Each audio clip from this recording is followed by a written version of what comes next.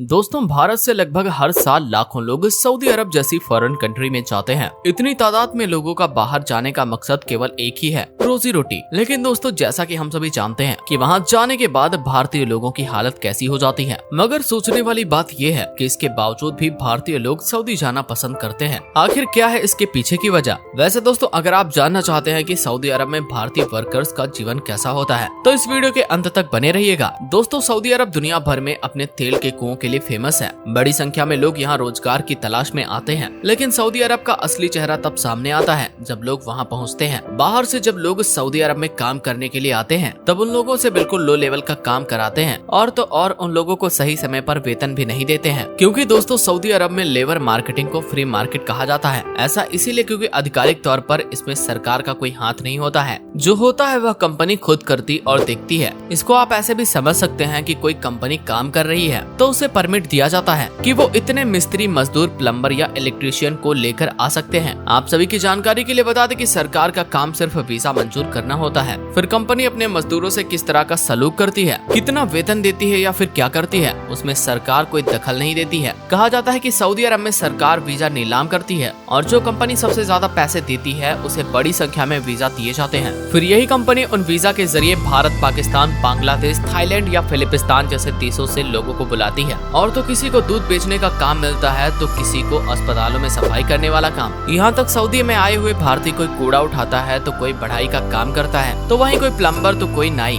इन्हीं काम के चलते जो लोगों को पैसा मिलता है उसी से सिर्फ उनका परिवार चलता है। इसके अलावा ऐसा भी बताया जाता है कि भारत में सऊदी अरब जाने वाले लोगों को एक कॉन्ट्रैक्ट पर साइन करना होता है। इसमें सारे रूल रेगुलेशन लिखे होते हैं, जिसमें लिखा होता है कि कितने साल के लिए जा रहे हैं और इसके बीच में वापस नहीं आना है। इसके अलावा उसमें काम करने का समय, वेतन सब कुछ लिखा होता है। लेकिन जब वह व्यक्ति सऊदी अरब में जाकर काम करता है तो मानो उसकी जिंदगी पूरी तरह से बदल गई है, क्योंकि बिना रुके लगातार 15 से 16 घंटे काम करना काफी ज्यादा मुश्किल होता है। इसके अलावा उन लोगों को रहने के लिए 10 बाय 10 का कमरा दिया जाता है। वह भी एक साथ कमरे में करीब 10 से 11 लोग रहते हैं। इसके साथ ही ऐसा बताया जाता है कि जो कर्मी वहाँ काम करते हैं उनको एक दिन की जो छुट्टी मिलती है वह भी छीन ली जाती है। इसके साथ साथ 21 सालाना छुट्टियों को, मेडिकल छुट्टियों को भी छीन लिया जाता है। इतना सब कुछ करने के बाद भी वहाँ के लोग बाहरी मजदूरों के साथ जानवरों जैसा बर्ताव करते हैं। इसके अलावा वहाँ के लोग बाहरी मजदूरों से उनका वीजा भी छीन लेते हैं, जिसके चलते वह पूरी तरह से उस देश में फंस जाते हैं और लगातार भेड़ बकरियों जैसा काम करते रहते हैं। साथ ही वहाँ के लोग आए हुए मजदूरों के साथ फिजिकल और सेक्सुअल टॉर्चर भी करते हैं। जैसे हैदराबाद से सऊदी अरब गई एक महिला जिसका नाम जैनब बेगम था, उसका कहना है कि उन्हें वहाँ चप्पलों से मारा जाता था, काफी ज्यादा पीड़ित किया जाता था, यहाँ तक कि उन्हें अपने घर पर कॉल करने की भी इजाजत नहीं थी। ऐसी और भी कई महिलाएं हैं जो सऊदी अरब जाकर बुरी तरह से फंस जाती हैं। न तो उन्हें खाने के लिए खाना दिया जाता है, न ही घर भेजने के लिए पैसे दिए जाते हैं। इसके अलावा जब अगर कोई वर्कर्स की मृत्यु हो जाती है तो उनके घर पर इस बात की खबर तक नहीं दी जाती है और न ही उनकी बॉडी को उनके देश भेजा जाता था। यहाँ तक उनके शरीर को कहाँ दफनाया जा रहा है यह भी किसी को नहीं पता चलता था। हालांकि दोस्तों, भारत सरकार भले ही हजारों भारतीयों की मौजूदा समस्या को हल कर ले, लेकिन जब तक अपने देश में नौकरी नहीं होगी तब तक गरीबी में रहने वालों को सऊदी अरब जैसे खाड़ी देश अपनी तरफ खींचते रहेंगे और शायद लौट लौट कर ऐसे संकट सामने आते रहेंगे। वैसे दोस्तों, इस जानकारी को जानकर आपका क्या कहना है हमें कमेंट सेक्शन में कमेंट करके जरूर बताएं। इसके साथ ही वीडियो पसंद आई हो तो इसे लाइक शेयर करके हमारे चैनल को सब्सक्राइब करें।